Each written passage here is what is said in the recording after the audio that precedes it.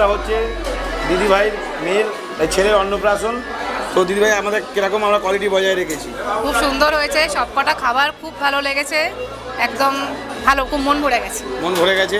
আমাদের সার্ভিস খুব ভালো হয়েছে, সবাই খুব খুশি। মা সন্ধ্যা ক্যাটারার কি লোকে ভরসা করে কাজ দিতে পারে? একদম। আমরা আমি বলি, নিজেই তো ভরসা করে দিয়েছি কাজ একজনের, তোমার দিদির থেকেই। আর আমি বলি যে সাদা গায়ে কাদা লাগতে দেবো না মায়ের নামে, এটা কি কথা ঠিক বলি দিদিভাই? একদম ঠিক। তাহলে আগামী দিন লোকে ভরসা করে কাজ দিতে পারে। একদম, একদম। আমরা টাইম ওয়াইজ ঠিকঠাক করেছি তো? একদম একদম।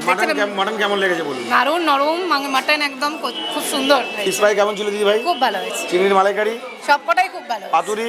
পাতুরিটা তো দারুণ হয়েছে, ওটা তো আমি খাই বেশি। মা সন্ধ্যা ক্যাটারিং আমার মায়ের নামে সবসময় বলি যে সাদা গায়ে কাদা লাগতে দেবো না। সন্তান হিসেবে আমি এটা ঠিক বলি না ভুল বলি স্যার? একদম কারেক্ট। কায়ের কত স্যার? আর আমার খাবার কোয়ালিটি স্যার? এখন তো খাচ্ছি, তার আগেও আমি খবর নিয়েছি। হ্যাঁ। আমার কলিগরা এসেছিল, রজতপন্থের সমস্ত রেসিডেন্টসরা এসেছিল, তারা বলেছে ভালো।